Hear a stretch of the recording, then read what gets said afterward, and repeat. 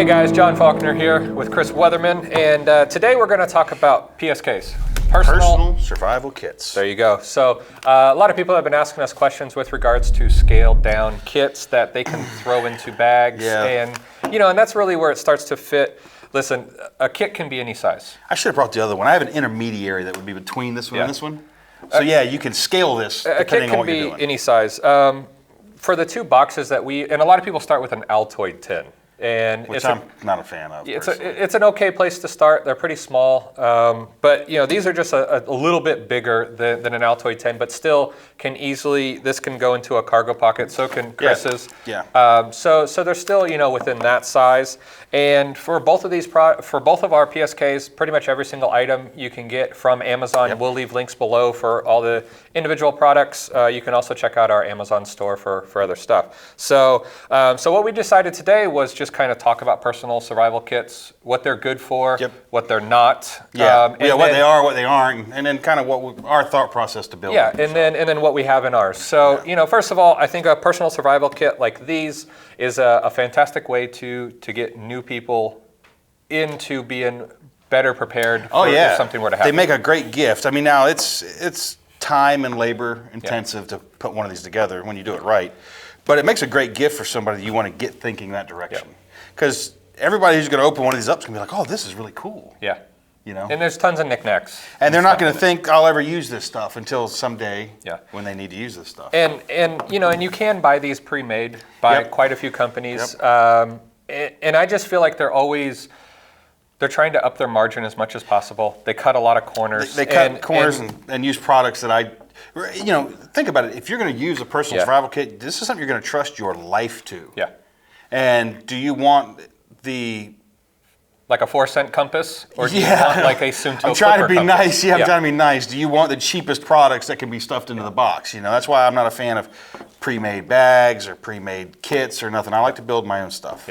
And a lot of times we have some items that can cost more than what you can get. But a lot of times you buy a pre-made box and then you're like, oh, that's not really that great. Oh, that kind of stinks. Oh, that kind of. And by the time you replace everything and the original purchase of the box, you're almost at the same price or higher. Even.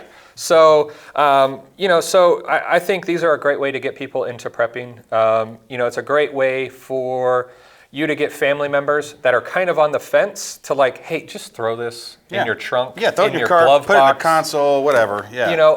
As far as hikers go, I think they should have something similar to this, because a lot of times these, you're not going to live out of these things for like a month. No, they're made for the skier that gets trapped on the slopes, the hiker that is like, oh, we're just going for a cute little lunch. We're gonna hike to this little waterfall, and they get turned around, lost, and have to spend the night out there. So that's really what these personal survival kits are for. They're great for travel, so that you always have something.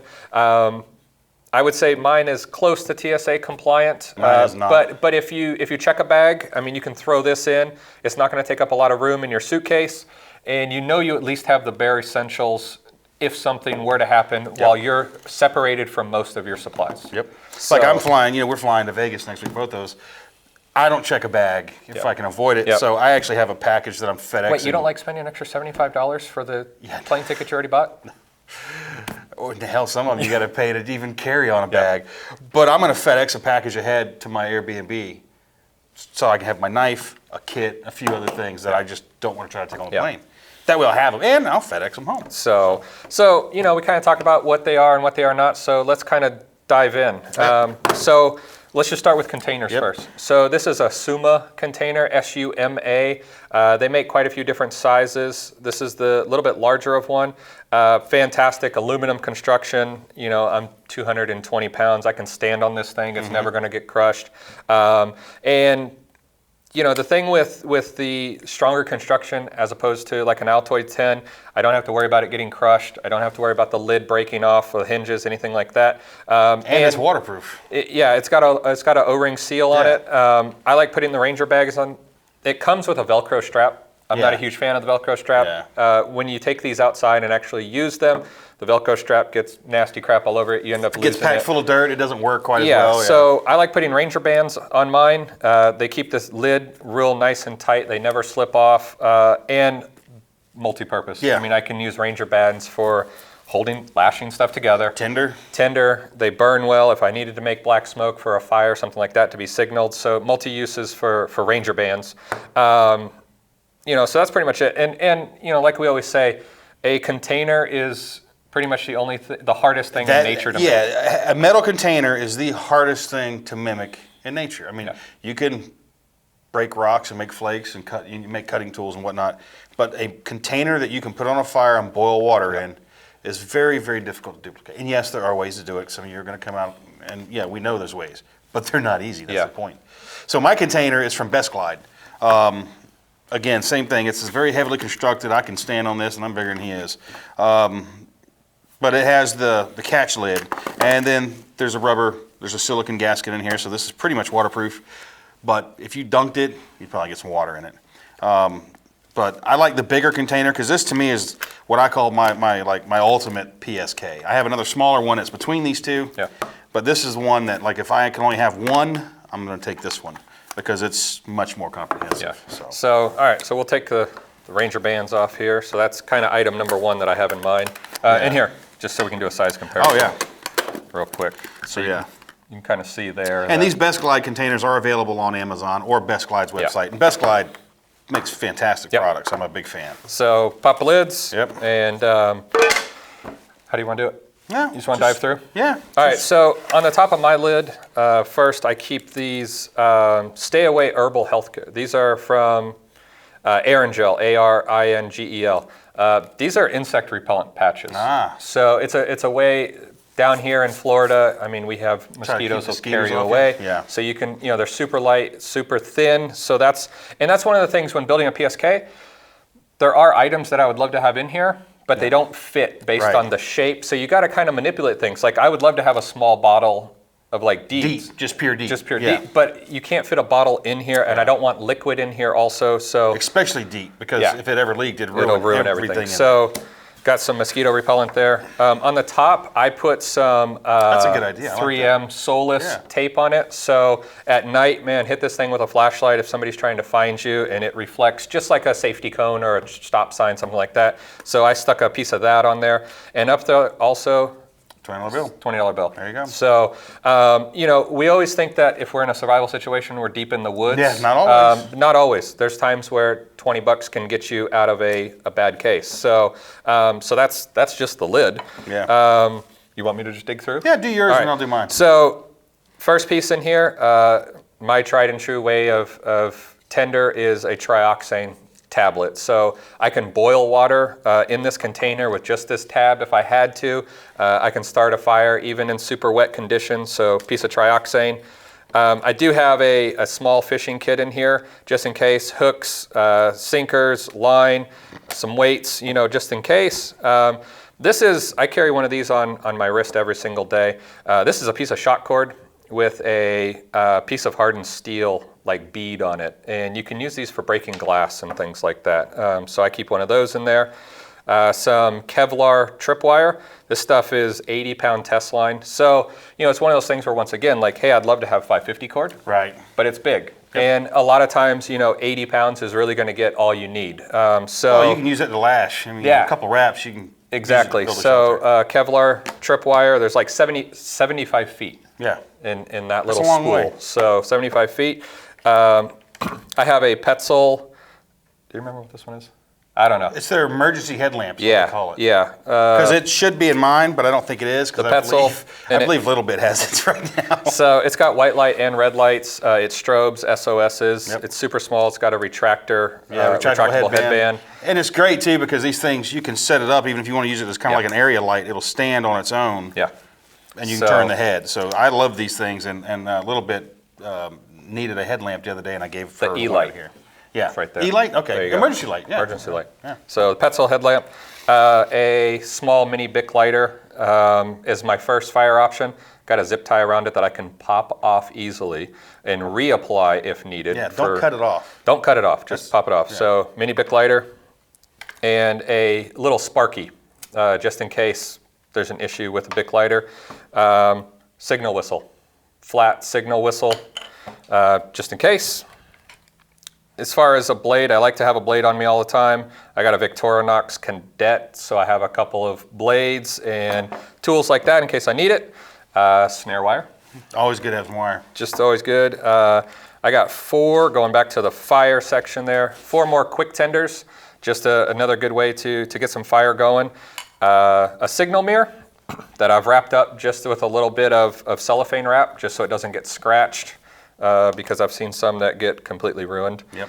A Sunto clipper compass, decent way. Chris carries it on his watch every day. Safety pins, just because you never know. A Fresnel lens, magnifying lens, anything like that, so I can get solar ignition. I can look at if I have a splinter or something in my hand, multiple uses. Some aqua tabs, just for water purification. Ugh, it's like it just keeps coming out. Yeah, no. It's like a clown car. It's like a, yeah. I have a 1 liter water bag. These are the Whirl packs. They pack down really small, and once again, just trying to find things that just a would way fit. to carry water if you need. Yeah. If So you got tabs, you got a bag. There you can go. purify water. You can keep moving. I have some steri strips in here, just in case I have a decent size cut that I need more than a bandage or something like that. I can. It's an alternative to suturing. Duct tape, as always. You can use it for multiple uses. An emergency survival blanket. Yep. So, that's kind of shelter. You got fire, you got water, you got signaling, you got cordage, food, knife, more signaling. And I would say this kit is a little bit heavier on signaling, because if you're busting into it, you're probably trying to get some attention. Yeah. So, and then, a couple items like cash and stuff to help out. So all of that fits in, this little box that is, The palm of your hand. palm of my hand, pretty much. So yeah, so this one's a little bigger, but you're going to see some of the exact same items are in this kit. So I also carry the Whirl Pack bags, but I carry 2 of them. And I don't have to roll them up because there's enough space in here. So being able to carry water is a big deal. Otherwise you're restricted to staying at a water source. So having a way to transport water is a big deal. So I keep the Whirl Pack bags as well. I have 25 feet of 1/8 inch like paracord. So this isn't the full size stuff, this is the little stuff. But this is 25 feet of that, so I have full-size cordage in here as well. Mylar blanket as well, but this is one of the ultra packed down models. As you can see, size-wise, they're a lot different. Now, John's is green on one side and silver on the other. This one's all silver, but it's just so much smaller. That's why I put it in the kit. And I put a few first aid things in here, like Tylenol, Motrin, iodine prep pad, some Band-Aids, a couple more Band-Aids. So there's a little bit of first aid in this kit over his, because this one's just bigger, another Band-Aid. And then I also carry the aqua tabs, but I carry more of them because, again, this is a bigger kit, more space. So that goes with my water. Fresnel lens in here as well. Same thing like John's, same concept. For fire starting, or like he said, if you get a splinter or something like that, or if you're old like me and you just want to read something. happens to the best of us. Happens to the best of us. I also carry a Diasharp diamond hone. I'm real big on, we live in Florida, and I got made fun of when we were in Vancouver on loan because I took a knife sharpener. Yeah. And everybody's like, you can use rock. I'm like, dude, where I'm coming from, there are no rocks, There's no rocks to sharpen knives we with. don't have rocks. You have to carry a knife sharpener, and so since this kit's designed None around of our Florida, kids know how to skip rocks. no, because there's no rocks to skip here. So I carry a knife sharpener in my kit. Here's just some hydrocortisone cream, again on the first aid side of stuff. And then I have a combination fishing and sewing kit here, and then a few little lures to go with it. So my fishing stuff's a little bit more than yours. And what I did in this, and this kit was available on Amazon, and it's a McNett sewing kit. But it's got thimbles, buttons, needles, and stuff. But I picked up some of the little silver bobbins like you use on a sewing machine, and I wrapped my spider wire line onto that. Because this stuff, when you undo it, mono, it's all kinky. And the spider wire actually doesn't have a memory, so it'll straighten out. And I can sew with it, I can fish with it, I could whatever I needed to do with it. So this is like a repair kit, and then also the fishing kit. And then a couple little pieces to go with the fishing kit. I also have for fire the lighter, only I didn't put my zip tie wrap on there like John's got on his. I also have a ferro rod in here, full-size ferro rod. And for tools, for the blade, because I always have a knife on me, but just in case, I put a little combination saw and razor blade in here. I also threw in these because they're so small and compact, just a pair of tweezers. Because like we were just talking about, you get something in you want to get it out. Snare wire again, just like John's. And then a bandana. This is one of the handiest things, in my opinion, because you can do everything with collect food in it, use it as a wash rag. I mean, there's a zillion, lay it out as a workspace so you don't lose things. Just a zillion uses for it. And this one was one that Mel bought me, and I actually think it actually has like some survival gibberish on it. This is where Chris learned everything. This is where I learned it all. From his bandana. Let me see here. No. It just tells you to bundle up. Yeah, this is just an adventure one. So brave the storm, it says. I seen your other one though. Yeah. It's green. Yeah. But Mel bought me that, so I just stuck it in the kit. I too have my signal mirror. Same thing, same kind. And I roll it up inside the bandana. And then I have a Sawyer filter. So I have the ability to use chemical treatment of water, carry water, filter water directly from the source and drink it. I cut the little straw down that comes with it so it'll fit in the tin, and I can still have that as well. And then I have Streamlight Nano with an extra set of batteries. Yeah. Again, it fits in the kit. These are great little lights. They're very small, and I usually have this in there as well, but like I said, I think a little bit has it right now. But that's still a light. And a lot of people, I think that's something they overlook in these kits. You know, you take this little clip off of here, this Nano is small. This thing is so small. But in a dark room, that's a lot of light. Yeah. You know, it's better than nothing. Dark is dark when there's no light. Well, that's the definition. You know, Yeah, dark it's is a lack of dark. light. Yeah. So that's my kit. You know, and like I said, you can see it's a lot of similarities here. Yeah. My fire stuff runs a little different, and actually I'm noticing that I'm missing something. I have a bag of these, which isn't in here, and I think I used them on an outing and forgot to replace them. And that brings up So I another need good to point. do that. When you use these, You got to restock them. Because you know you have to make sure that, and that's one of the things I think with small survival kits like this, you either have to use the approach of I'm never going to use it unless I need it, and it's like a one-time use thing. Right. If you're constantly going to be trying stuff out of it, which I recommend to people, go out, see if these bags actually hold water. Yeah. You know, things like Well, that. and you should rotate this stuff because these bags, they are just plastic. Exactly. And, you know, folding and rolling them eventually, they're going to get a hole in them. Yeah. And, you know, it's things like if you have medicine and stuff like that, make sure rotate it out. dates, rotate it out. Rotate it out. But I like to use this stuff. I mean, I use my kits. I was out last weekend, and that's where I pulled some stuff out of this. Yeah. And I just forgot to put it back. Because I'm also missing the folding knife that should be in here. So I'm missing the headlamp, folding knife, and tinder. But that's because last weekend I was out in the woods. Make a note to self. With this kit. And make a note in the video here. Let's restock your kit. You know? But again, I have more than one of these. So this kit here actually rides on a chest rig. So that if I'm out training and stuff, it's right here on my chest rig. So that I know I have something. So if I have to drop my pack and run away for whatever purpose, I have this stuff on me minimum. Yeah, and mine actually, I carry a fanny pack. Yeah, of course you would. When I have my backpack on, due to the fact that if I ever had to drop my backpack, I still have this kit with me as a alternative moving forward. So so that's kind of our approach to it. We would love to hear what you guys think with regards to the contents that are in here. If you guys got any questions with regards to personal survival kits, feel free to leave them below. And you know, this is one thing that's always evolving, always. As items change, as times change, as skills change. Yeah. And experience will dictate what you'll learn. Well, I don't necessarily need that, but I really needed this.